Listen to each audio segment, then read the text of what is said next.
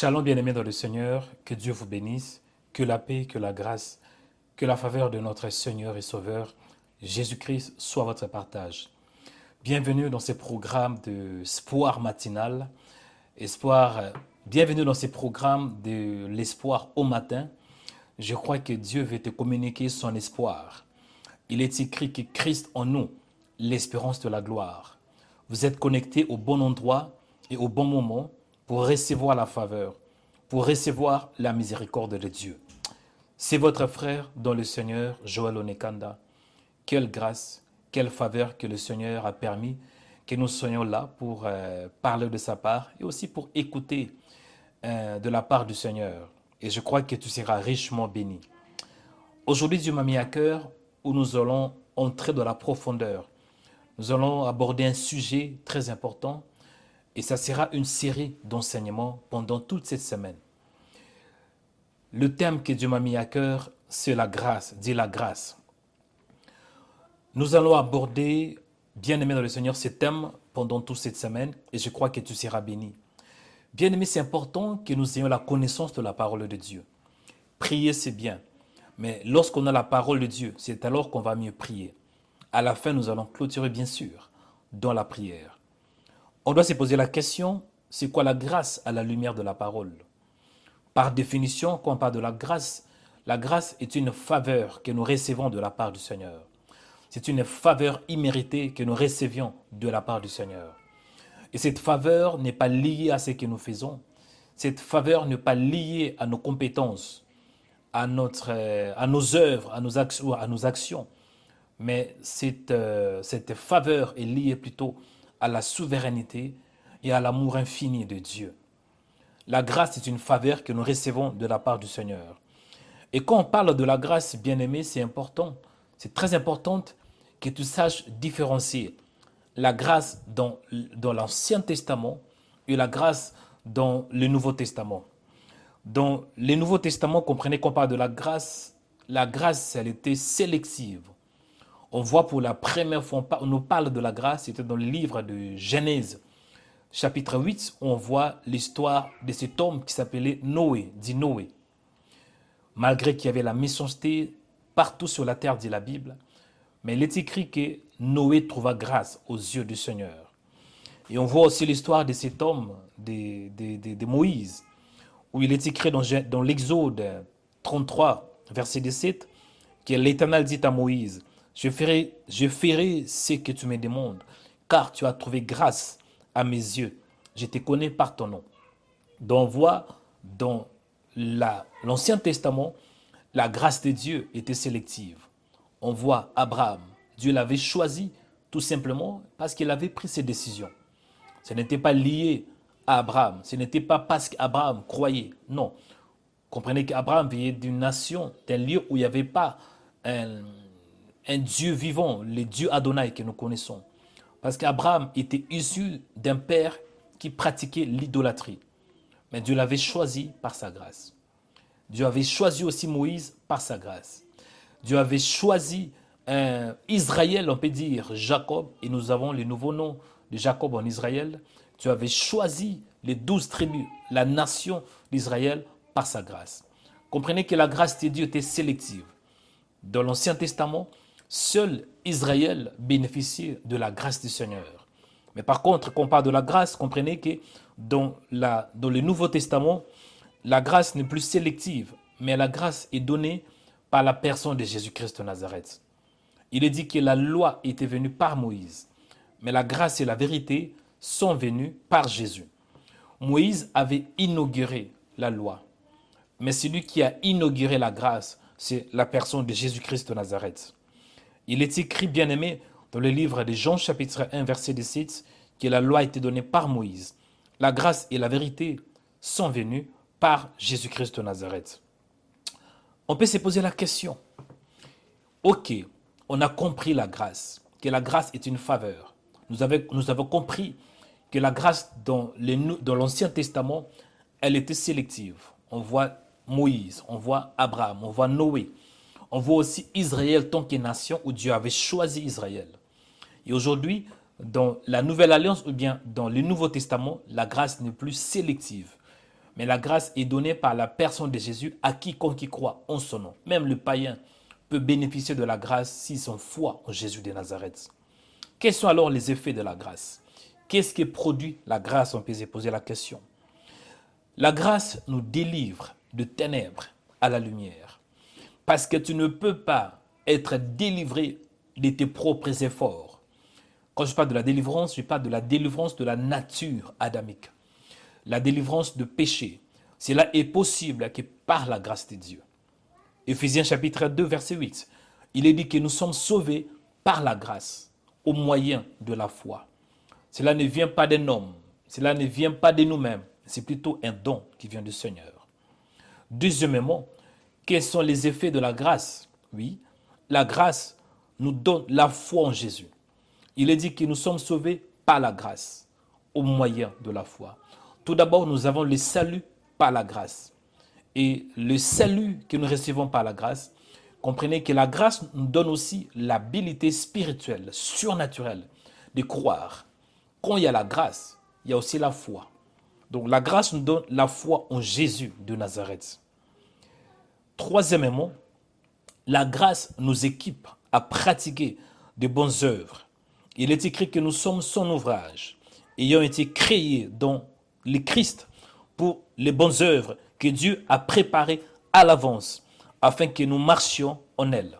Bien-aimés dans le Seigneur, cela veut dire que la grâce nous équipe à pratiquer des bonnes œuvres, comme la sainteté, comme la bonté, comme l'excellence, comme la sagesse, comme l'onction. En fait, la grâce nous aide à pratiquer ces choses.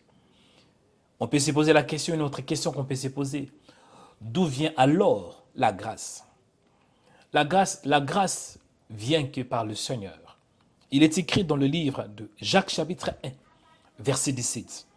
Toute grâce excellente et tout don parfait descend d'en haut, du Père de lumière, chez lequel il n'y a ni changement, ni ombre de variation.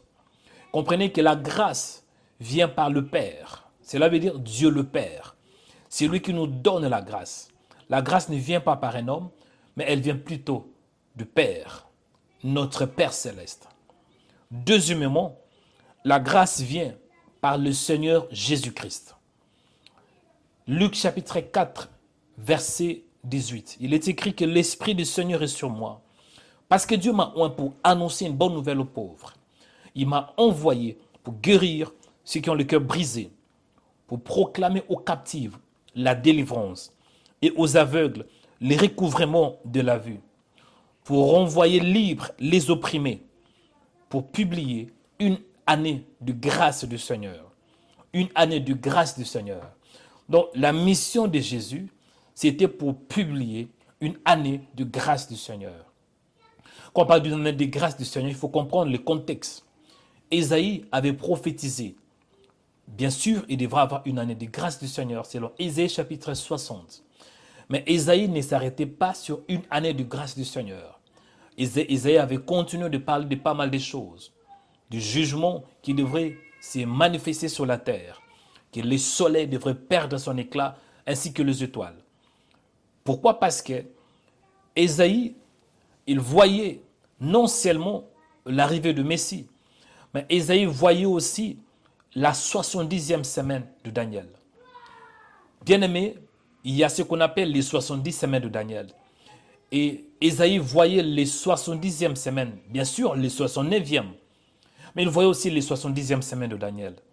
Par contre, pour qu'on arrive aux 70e semaines, il y a une année. De 69 à 70, il y a une année. Donc Jésus était venu pour nous annoncer la grâce du Seigneur. Mais il y aurait un temps où la grâce ne sera plus disponible parce qu'il y aura plutôt les jugements de Dieu. Dieu va juger les nations. En arrivant au temps de jugement divin, comprenez que Jésus était venu en ces temps pour nous annoncer une année de grâce, une année de faveur, une année de bonté. Et lorsque la grâce est là, il n'y a pas le jugement. Parce que la grâce apaise le jugement de Dieu. Jésus, le fait qu'on a cru en Jésus, le fait que nous sommes au temps de la grâce, à la dispensation de l'Église, c'est que la grâce est disponible pour toi et pour moi, mon frère. Dans une condition, nous devons accepter le Seigneur Jésus-Christ de Nazareth. Troisième point, d'où vient la grâce? La grâce peut venir aussi par un homme qui est oint, un serviteur que Dieu a mandaté. Il est écrit dans 1 Pierre chapitre 4, verset 10. Comme des bons dispensateurs de diverses grâces, que chacun de vous mette au service des autres les dons qu'il a reçus. En fait, Dieu a équipé ses serviteurs. Ils ont de diverses grâces qui viennent non d'un homme, mais ces grâces viennent plutôt du Seigneur. Et Dieu veut que le serviteur qui ont reçu cette grâce, qu'ils le mettent en pratique, les dons, les autres dons qu'ils ont reçus. En d'autres termes, un serviteur de Dieu, celui qui est mandaté de la part du Seigneur, il a de diverses grâces. Et avec ces grâces, il peut les communiquer aux enfants du Seigneur. Un exemple que je peux vous donner. Nous avons tous reçu la grâce de la part du Seigneur. Nous avons cru en Jésus par la grâce de Dieu. Mais comprenez que celui qui est appelé à être dans le ministère, il a une grâce particulière. Il a une grâce pour perfectionner. Il a une grâce pour orienter. Il a une grâce pour diriger. Selon Éphésiens chapitre 4, verset 11. Un pasteur, un apôtre, un prophète, un évangéliste, un docteur, ce sont des hommes qu'on appelle des hommes dons. Ils ont des grâces, des dons de la part du Seigneur afin de perfectionner l'Église. Amen. Je voulais qu'on lise un peu l'histoire d'un homme que j'aime beaucoup. Cet homme s'appelait Moïse, dit Moïse. Je vais m'appuyer dans le livre de l'Exode. Exode chapitre 2, verset 11 à 15. Que dit la Bible? Il est écrit ainsi. En ces temps-là, Moïse, devenu grand, se rendit vers ses frères et fut témoin de leurs pénibles travaux. Il vit un Égyptien qui frappait un Hébreu d'entre ses frères. Il regarda de côté et d'autre, et voyant qu'il n'y avait personne, il tua l'Égyptien, il les cacha dans les sables. Il sortit les jours suivants, voici deux Hébreux se querellèrent. Il dit à celui qui avait tort, « Pourquoi frappes-tu ton prochain ?» Et cet homme répondit, « Qui t'est établi chef et juge sur nous? Penses-tu me tuer comme tu as tué l'Égyptien ?» Moïse eut peur et dit, « Certainement la chose est connue. » Pharaon apprit ce qui s'était passé, et il chercha à faire mourir Moïse. Et Moïse s'enfuit de devant Pharaon, et il se retira dans le pays de Madian, où il s'arrêta près d'un puits. Bien-aimé, sur l'histoire de Moïse. Et le thème principal, c'est la grâce. Aujourd'hui, je vais vous parler de la grâce au milieu des troubles. Juste parce que tu as la grâce de Dieu, cela ne veut pas dire que tu n'auras pas de troubles. Juste parce que tu as la grâce de Dieu, cela ne veut pas dire que tu ne seras pas persécuté. Jésus avait dit ainsi que dans le monde, vous aurez des tribulations. Mais prenez courage, parce que j'ai vaincu le monde pour vous. Il ne faut pas qu'on te monte en te disant que juste parce que tu es un élu du Seigneur, tu es un choix du Seigneur, Dieu t'a choisi, Dieu t'a donné son esprit, tu as la grâce et c'est fini. Non. Au contraire, la grâce, pour qu'on sache que ça c'est la grâce, il doit y avoir des combats. Parce qu'il ne peut pas avoir une faveur imméritée. Il ne peut pas avoir une faveur que nous ne méritons pas, sans pour autant qu'elle ait un cas compliqué. Et on voit l'histoire de cet homme de Moïse. Moïse, après avoir devenu grand, il s'est rendu vers ses frères, en d'autres termes, vers les Juifs. Et il est écrit que Moïse était témoin de leurs pénibles travaux.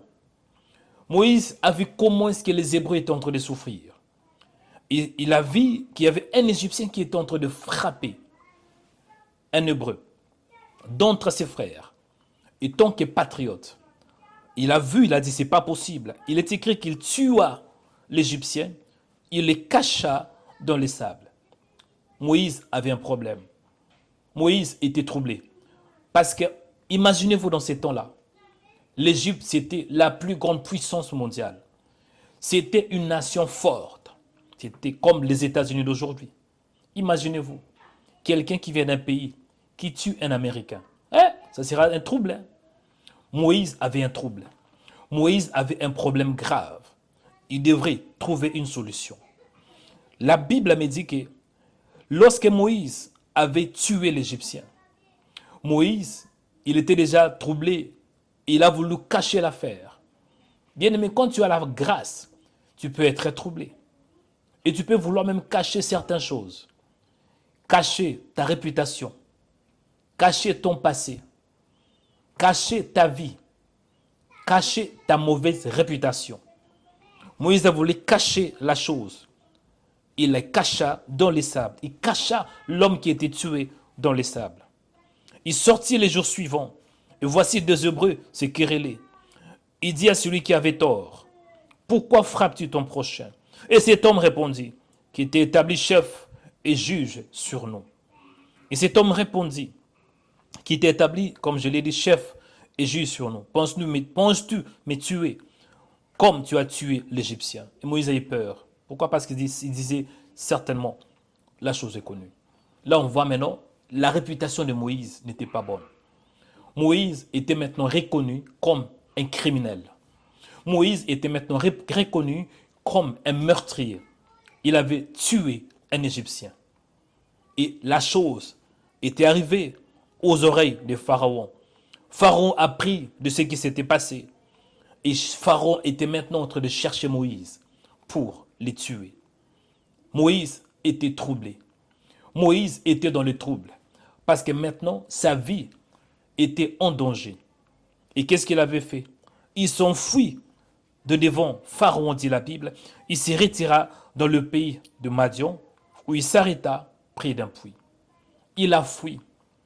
Et selon la parole de Dieu, lorsqu'il était arrivé à Madian, il était obligé de faire quelque chose pour gagner sa vie. C'est alors qu'il était devenu un berger, tout près d'un homme qui s'appelait Jéthro. Jéthro qui était son beau-père. Donc, du coup, Moïse a passé à peu près 40 ans dans le désert. 40 ans chez le Madianite. 40 ans, bien-aimé, et ce n'était pas une chose facile. 40 ans de troubles. 40 ans en cachette. Mais en même temps, le Seigneur avait un plan pour cet homme. Bien-aimé, tu peux te cacher pendant 20 ans. Tu peux te cacher pendant 10 ans. Mais sachez-le que si Dieu a un plan pour toi, même si tu te caches loin de sa face, loin de ton pays, mais la grâce a la capacité de te localiser. Bien-aimé dans le Seigneur, en lisant Exode chapitre 3, verset 1, la Bible me dit, Moïse faisait prêtre le troupeau de Jéthro, son beau-père. Quelque temps plus tard, on voit que Moïse était aussi marié. Son beau-père, sacrificateur de Madian. Il mena les troupeaux derrière le désert et vint à la montagne de Dieu à Horeb. Moïse était maintenant un berger. Moïse était maintenant quelqu'un qui prenait soin des troupeaux de son beau-père, Jéthro. Il était loin d'Égypte, loin de ses frères. Même s'il était éloigné de ses frères, mais le Dieu vivant ne l'avait pas laissé. Même s'il était loin de l'Égypte, mais Dieu, il était tout proche de lui. Bien-aimé dans le Seigneur, la Bible me dit, dans le verset 2, Exode chapitre 3, verset 2, l'ange de l'Éternel lui apparut dans une flamme de feu, au milieu d'un buisson. Il est écrit que l'ange de l'Éternel apparut à Moïse, au milieu d'un buisson. Vous vous imaginez, malgré qu'il a tué un Égyptien, malgré qu'il n'a pas une bonne renommée, malgré qu'il ait un passé chargé, mais l'ange de l'Éternel l'apparaisse. Quand on dit l'ange de l'Éternel, comprenez que dans la théologie, on parle de la théophanie. La théophanie, c'est la manifestation de Dieu. Et dans ce contexte, quand on parle de l'ange de l'Éternel, cela veut dire Dieu lui-même était apparu sous forme humaine. L'ange de l'Éternel, cela veut dire que c'était un homme qui était apparu. L'ange de l'Éternel est apparu à Moïse. Et la Bible déclare que Moïse regarda et voici le buisson était tout en feu. Et le buisson ne se consumait point. Bien-aimé dans le Seigneur, quand la grâce de Dieu est sur toi, même si tu as un passé chargé, une mauvaise réputation, mais la grâce ne tient pas compte de ton passé. La grâce ne tient pas compte de tes problèmes. La grâce ne tient pas compte de ta famille. La grâce ne tient pas compte de tes difficultés. Mais quand la grâce est sur toi, ça c'est que c'est Dieu qui apparaît dans ta vie. C'est la présence de Dieu. Et l'ange de l'Éternel était apparu à Moïse.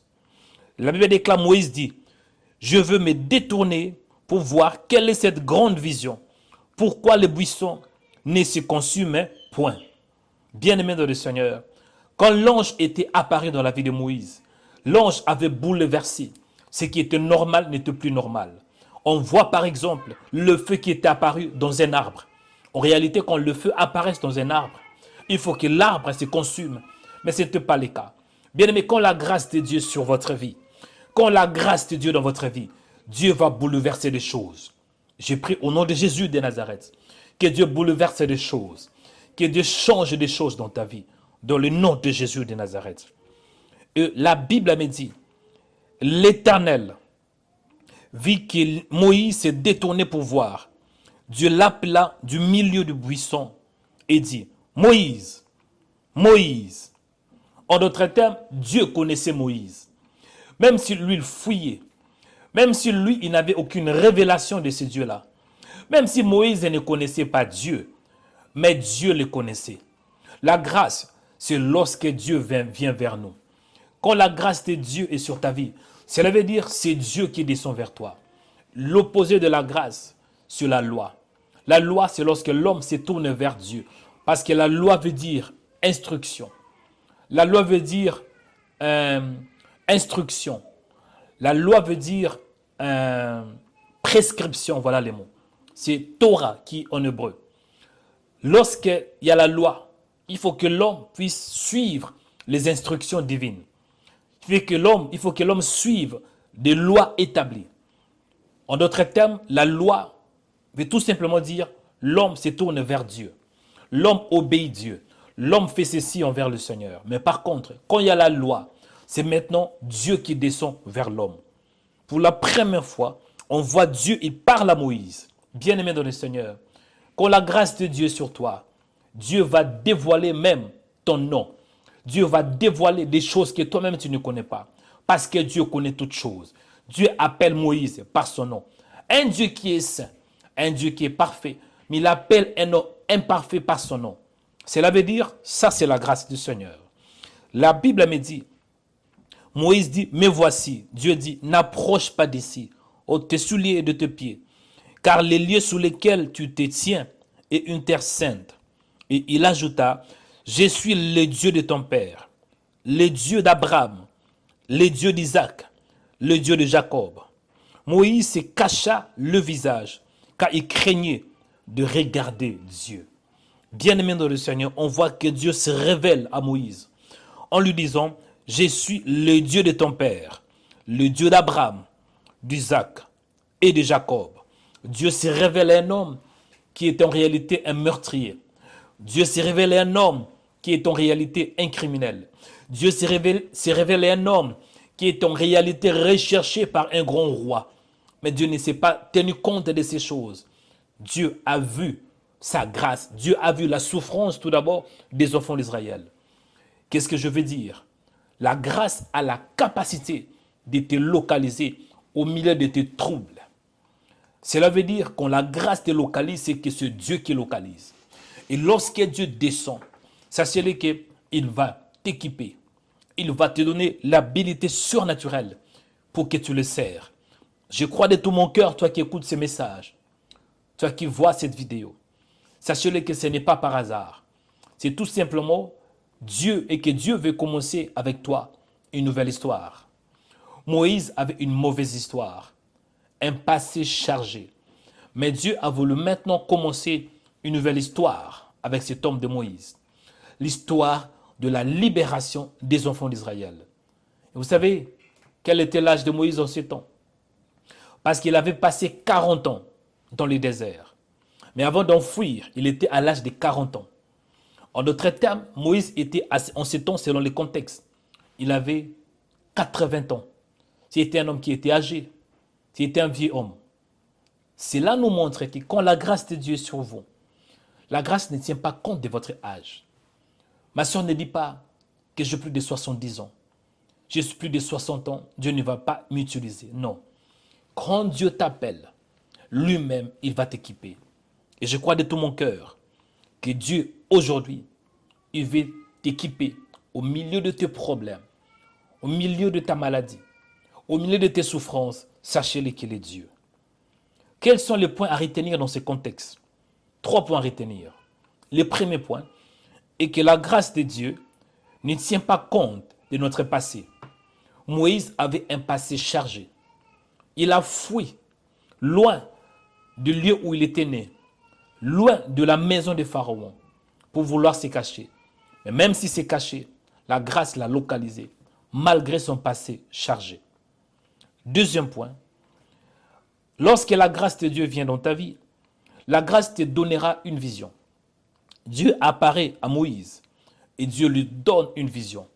Dieu lui donne un message. Le message pour qu'il puisse libérer les enfants d'Israël. Quand la grâce de Dieu est dans ta vie, quand Dieu apparaît dans ta vie, la première des choses, c'est de te donner un message. Et je crois de tout mon cœur, pendant que je parle, Dieu est en train de te donner un message. Le message en te disant que tu es fort. Le message en te disant que Christ en toi, l'espérance de la gloire. Troisième point, Dieu a un plan. Lui-même nous équipera pour que ces plans s'accomplissent. Quand vous lisez bien dans ce contexte, quand vous descendez un peu en bas, vous allez voir que Moïse, il avait du mal à croire. Pourquoi? Parce que Moïse était un homme qui bégayait. Moïse, ce n'était pas un homme qui avait la langue facile. Il disait que je ne suis pas quelqu'un qui parle avec facilité. Mais on voit par contre, Dieu avait dit, Moïse ne dit pas comme ça. Et Dieu est obligé de choisir Aaron. Bien-aimé, même si tu as du mal à parler, même si tu as du mal à t'exprimer, quand la grâce du Seigneur est sur toi, lui-même le Seigneur, il va t'équiper. J'ai pris que Dieu t'équipe pour que tu fasses des grandes choses au nom de Jésus de Nazareth. Ce matin, tu dois avoir de l'espoir. C'est la raison pour laquelle le thème, ou bien le message, c'est l'espoir du matin. Amen. Je vais clôturer mon message. Jean chapitre 1, verset 14. La parole a été faite chair. Elle habita parmi nous, plein de grâce et de vérité. Nous avons contemplé sa gloire. Une gloire comme une gloire du Fils unique venu du Père.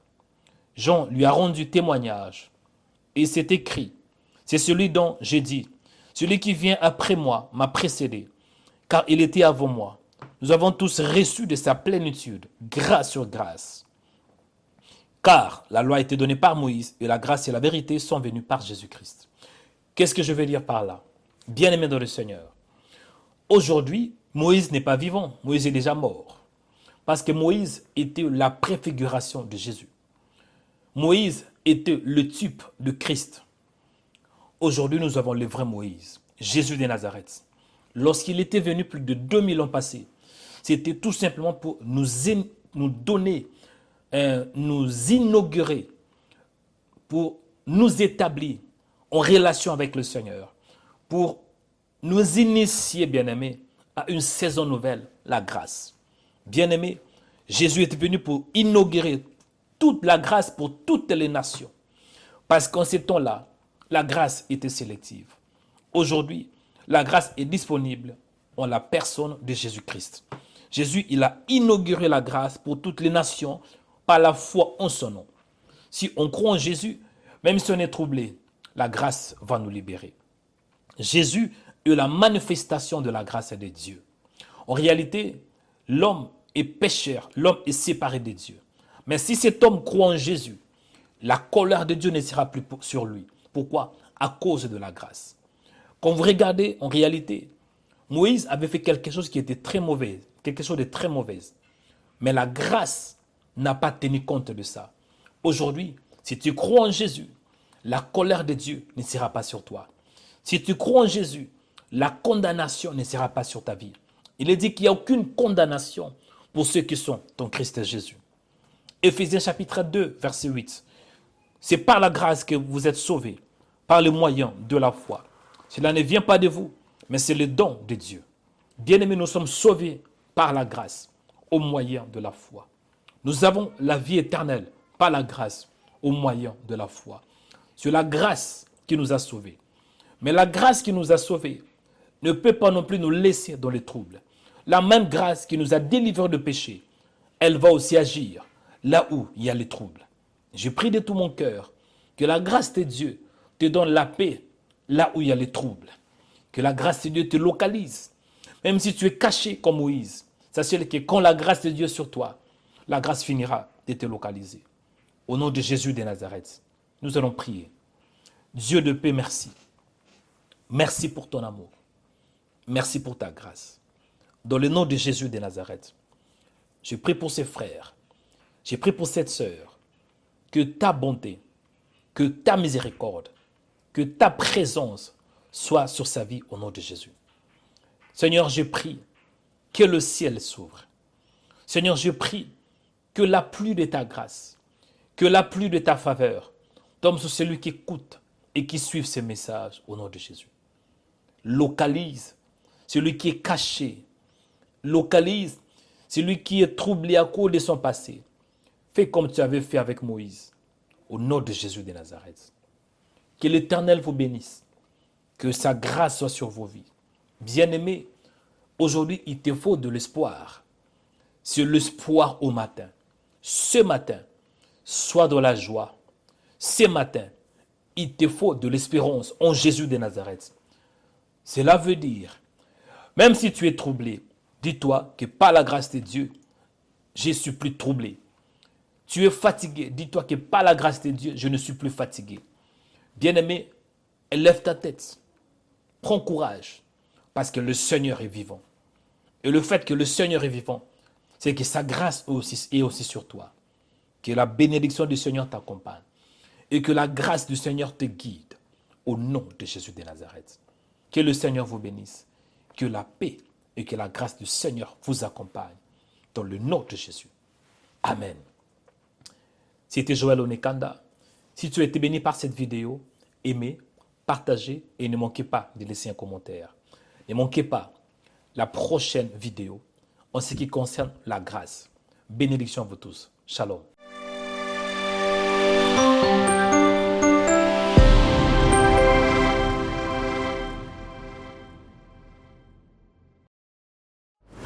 Rema Web organise une conférence de prière.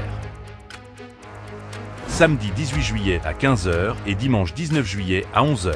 2 jours de prière et de guérison. L'adresse est Salle 1000 Club 26, rue Léon Roger 76 200, Dieppe. Venez vivre 2 jours de prière. 2 jours avec Jésus-Christ. 2 jours d'adoration. 2 jours de louange. 2 jours de guérison. 2 jours de délivrance. 2 jours de gloire. 2 jours de transformation. 2 jours d'onction prophétique. 2 jours de libération. 2 jours avec le Saint-Esprit. 2 jours de puissance. La Bible dit que Jésus-Christ est le même, hier, aujourd'hui et éternellement. L'orateur sera le prophète Joël Onekanda. Il était malade et il faillit mourir. Mais Jésus-Christ l'avait guéri par l'onction du Saint-Esprit. Bienvenue pour recevoir ta guérison par le Saint-Esprit. Samedi 18 juillet à 15h et dimanche 19 juillet à 11h à 1000 Club 26, rue Léon Roger 76 200 Dieppe. L'entrée est gratuite, mais inscrivez-vous en scannant le QR code ou sur le site de Rema Web. Que Dieu vous bénisse.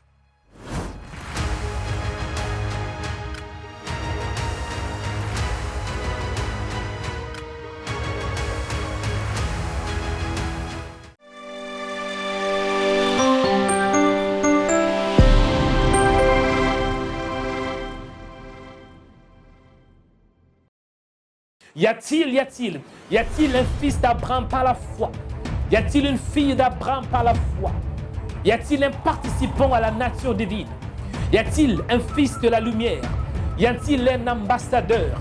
Y a-t-il un homme ce soir qui croit à la parole, qui croit à l'évangile pur? Si c'est toi mon frère, donnez-moi un bon amen. Amen. Amen. Amen. Rema Web organise 3 jours de jeûne et de prière, 3 jours de puissance. Le Saint-Esprit sera en action. Jésus-Christ sera glorifié.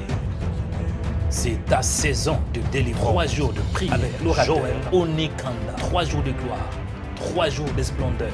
Votre vie ne sera plus la même. 3 jours pour entrer dans ta saison de délivrance. Ne manquez pas ces programmes puissants. Le thème est le temps de Dieu sur ma saison. Du mercredi 3 au vendredi 5 juin en direct de Rema Web. Le programme du matin commence à 5h et le programme du soir à 21h. La Bible déclare qu'il y a un temps pour tout, un temps pour toutes choses sous les cieux. C'est le temps de Dieu et c'est ta saison. Ta saison d'être délivré, ta saison d'être guéri, ta saison de restauration, ta saison de force, ta saison d'être encouragé, ta saison pour la foi, ta saison pour la prière, ta saison pour la sainteté, ta saison pour le mariage, ta saison pour un bon travail. C'est ta saison. Pour ne pas manquer, abonne-toi sur notre page YouTube de Rema Web et sur notre page Facebook de Rema Web TV. Que Dieu te bénisse.